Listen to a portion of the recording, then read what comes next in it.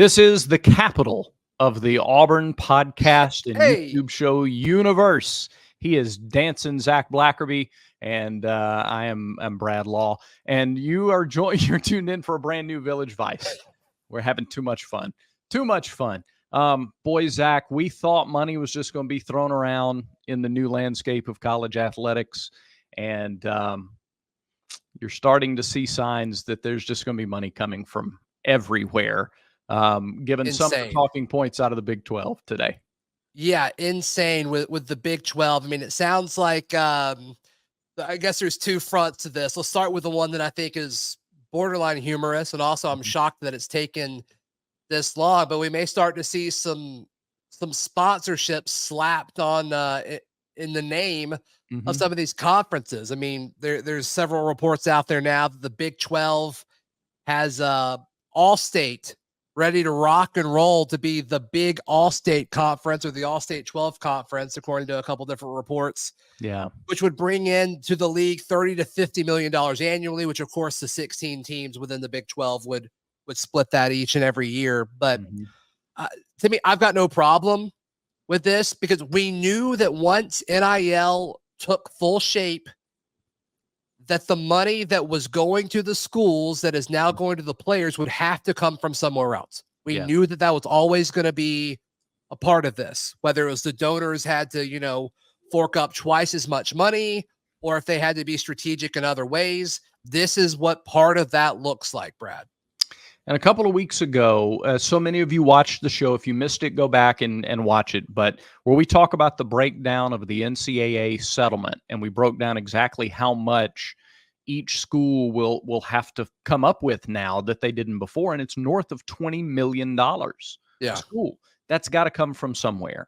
And this is one of the avenues, naming the conference, that will help make up that cost. It's coming from Big 12 country currently, but it's not going to be limited to Big 12. Everybody's got to come up with this extra money. So I think if, once one starts it, the others are going to follow suit. And it's not new in sports, by the way. If you follow NASCAR, whether it's the Winston Cup or the FedEx Cup or whatever, there's been a sponsor tag to some element of the sport.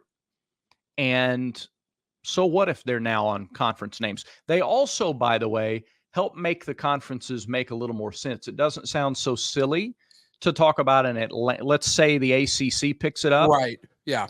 And it becomes the Cheez-It Conference or something like that, the Dr. Pepper 14 or the Cheesy whatever. Boys. Yeah. Sure. Well, it's not the Atlantic Coast Conference when Cal plays SMU. Right. Yeah. Or it's not the Big 12 when there's 16 teams in it, which has always just driven me up a wall. So, and that's been weird for forever. Oh, here's some breaking news. Okay. The SEC is going to change its name to the Village Vice Conference. Were you aware of this? No, I wasn't. I don't know. What an honor for us. I don't know who's financing that, but I'm all for it. The Village Vice Conference. This has got Ryan Brown written all over it. Then if we do that, we got to go back to divisions. And there's a Blackerby division and a Brad division. And those two just, hammer it out. Well, I think we did this in partnership with Roback. I think Roback is probably going to be one division for sure. Yeah, the Roback division. iBookie is the other. Yeah. And it's the Manscaped Championship. No, I think everybody's going to do this. I do wonder if what's that? I said the field to be perfectly manicured. 100%. 100%.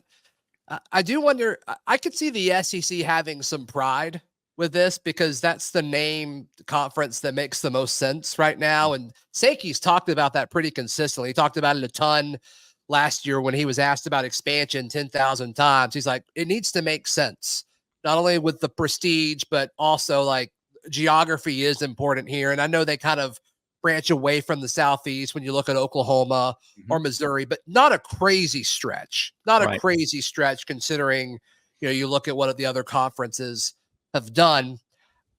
I wonder if the SEC, because I mean, the SEC has kind of set the tone with all of this, and it happened so long ago when they went and took Texas and Oklahoma from the Big 12.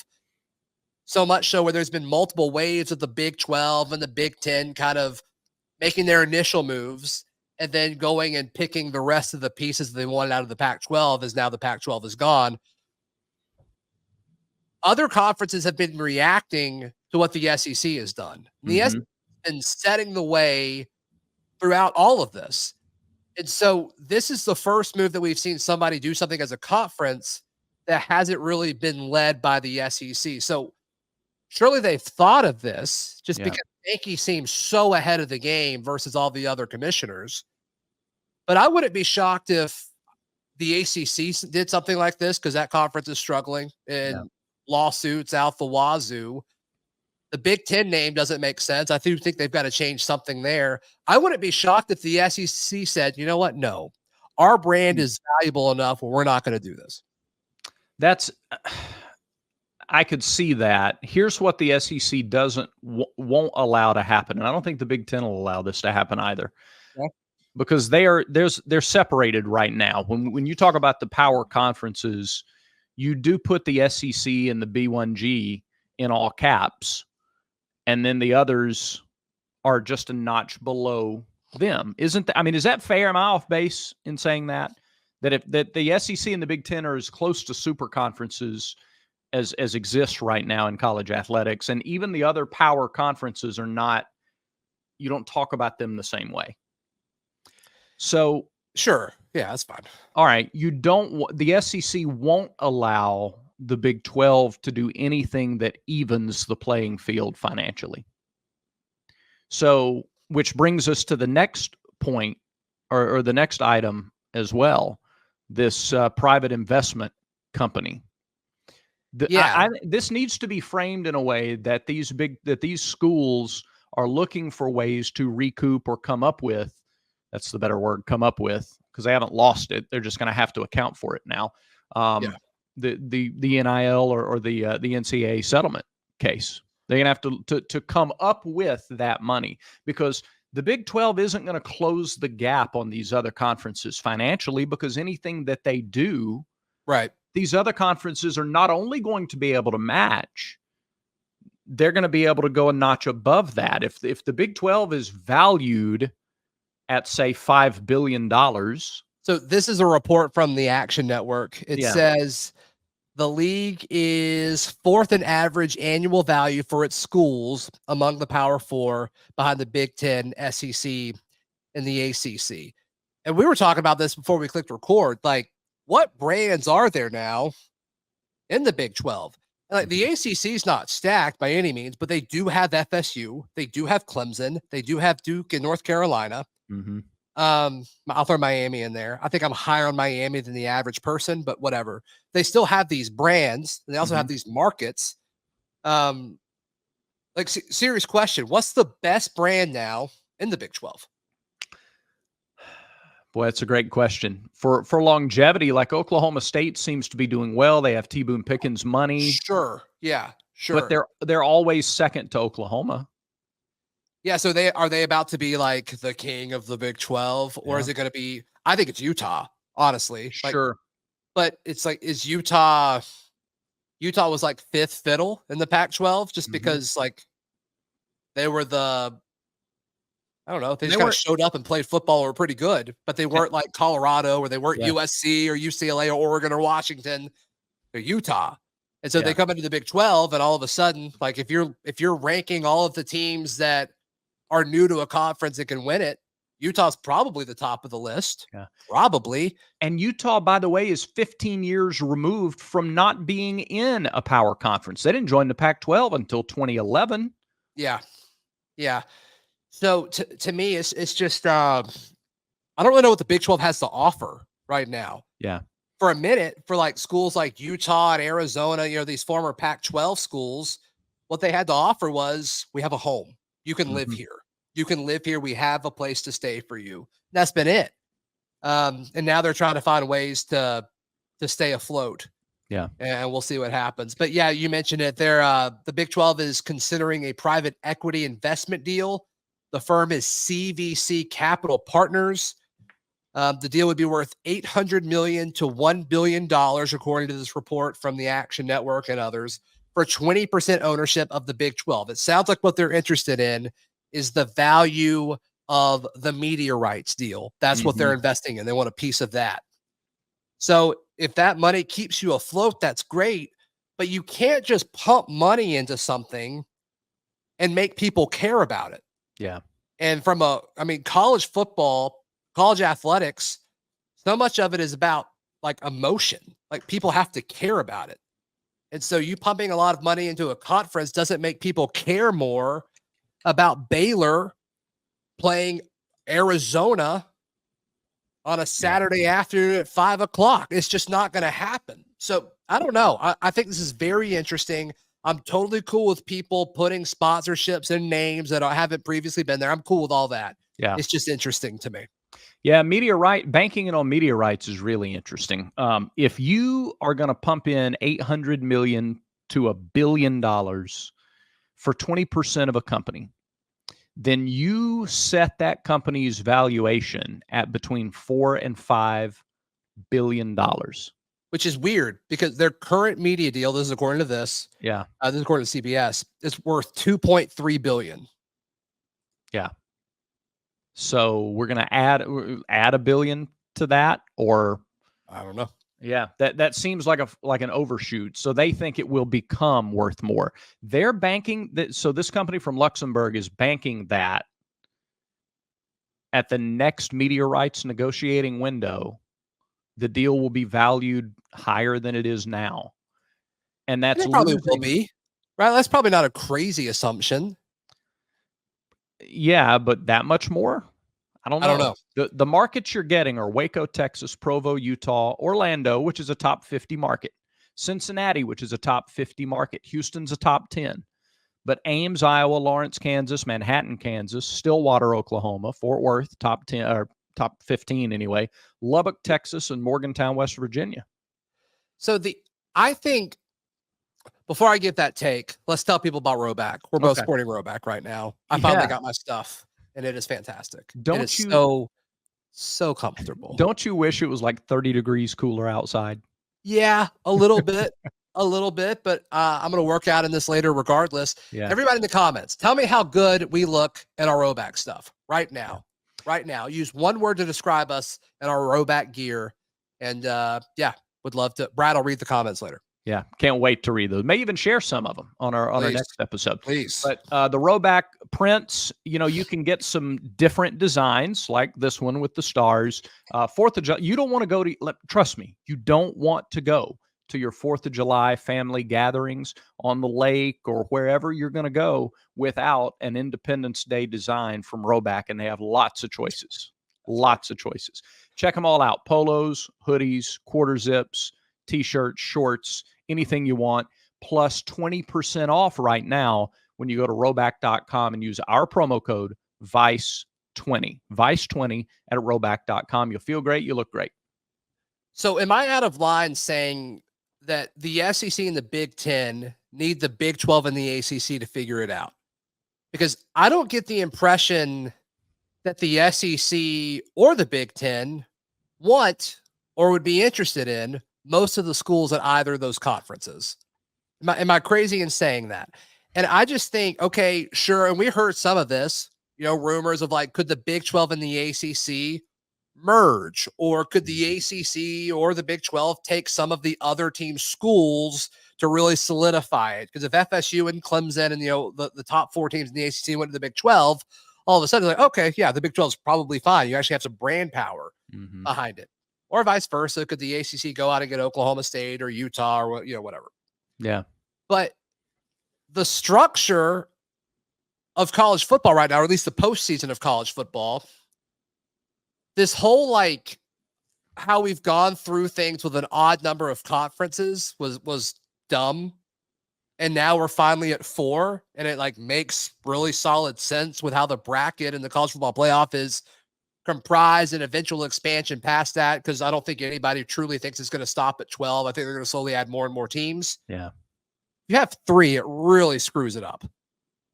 What makes more sense to me is 2. Yes.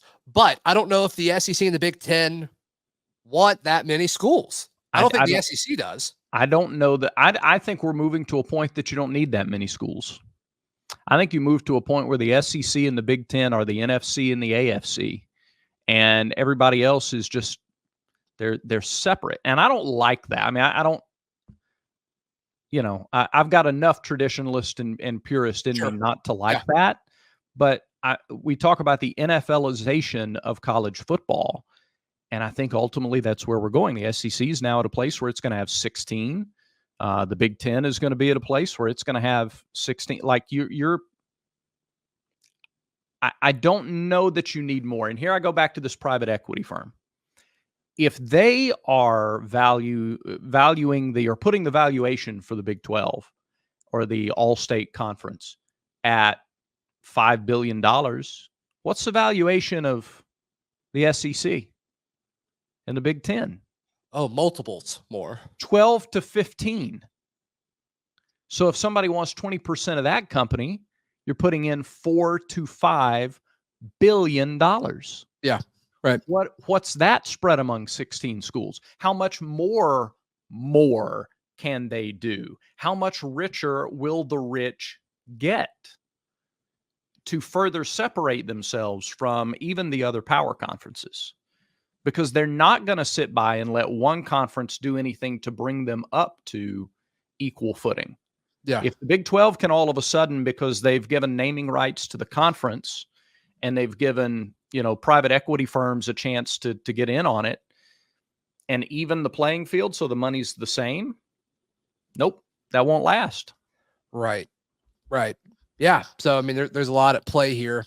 I just, with my full-time job, I talk with hosts that host and produce shows from, all sorts of schools, and just talking with some of them, like folks that were in the Big 12, like it's really sad.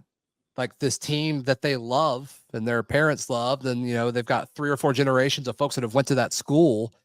Now they're in a conference that it doesn't matter, or they feel misplaced or whatever. Like, yeah, that stinks. Like, imagine Auburn not being in the SEC anymore. Like, that would be brutal. Yeah. So it's thankful for SEC leadership for sure. All right, let's talk about some of the redshirt freshmen. Okay, Brad. Which ones are the most important this year? That's coming up. We've all been there before. A weekend trip to the casino canceled because real life came calling. Well, MyBookie's new and improved online casino is here to change the game. In fact, it already has. You can dive in to a truly realistic casino experience featuring the latest in slots, progressive jackpots, live dealer action, and more. The MyBookie Casino provides a Las Vegas experience where the action is in your hands and you don't even have to wear pants. You don't even have to wear pants. You can just play from your home, whatever. Yeah. Start at MyBookie today with a generous sign-up bonus using promo code NEXTROUND. It's all one word, NEXTROUND. And they've got a revamped loyalty program that ensures a host of exclusive VIP perks. The more you play, the more you win, only at MyBookie. And you don't have to blow on dice. It does it for you. Right. So we're talking in this series, we're going class by class. If you've missed this in the other shows, you can go back and catch them. Started with the senior class, and we talk about who are the most important seniors, juniors, sophomores. Now we're going to talk about the most important redshirt freshmen for Auburn's success in 2024. And the way this works, I just read them off the official Auburn roster. Okay. Go straight down the list, and then we give you top 3. There are 17 redshirt freshmen currently listed on the roster. They are Tyler Scott, Hank Brown, Sylvester Smith, John Colvin, J.C. Hart, Christian Burnett, C.J. Johnson, Gabe Russo, Coleman Granberry, John Martin Richter, Darren Reed Jr., Braden Joyner, Harrison Clemmer, Dylan Senda, Clay Whedon, Tyler Johnson, Will Upton. Those are your redshirt freshmen.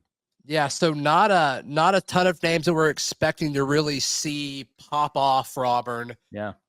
In 2024, but guys that you could see be real important at some point. We keep hearing good things about Tyler Johnson, the backup offensive tackle. In fact, Percy Lewis. Sorry, you've got a list. Go ahead. My bad. It's all right. No, you're good. I've got Tyler as third I on my blacked out list. for a second. Yeah, Tyler Johnson.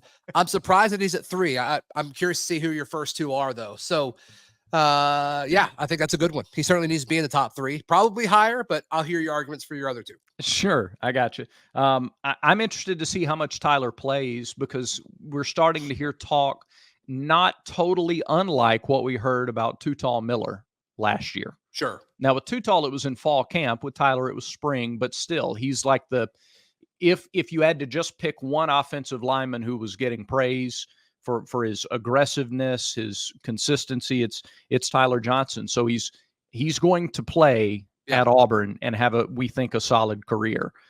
And he's important. I mean, we talked about this with the seniors. Like if Percy Lewis and we'll see what happens with Too Tall. We'll see what happens with Dylan Wade as far as if they want to leave or non-eligibility and all that stuff. But there's a real chance Tyler Johnson starts at tackle for Auburn in 2025. Like that's not a in fact. If you had to predict it, I think we both probably would. Him and Seth Wilfred are very, very important for that reason. So to that point, if you have any injuries on the line this year to one of your tackles, that's an important thing. It's vital to have somebody. Tackle depth? Yeah. Right. What? Crazy. That blew up, didn't it? So I've got Tyler as number 3 on my list. My number 2 is Hank Brown. Is this for 2024 or just in general? This is for 24. Okay. And I don't expect him to win the starting job by any means. I'm not trying to create any kind of quarterback controversy.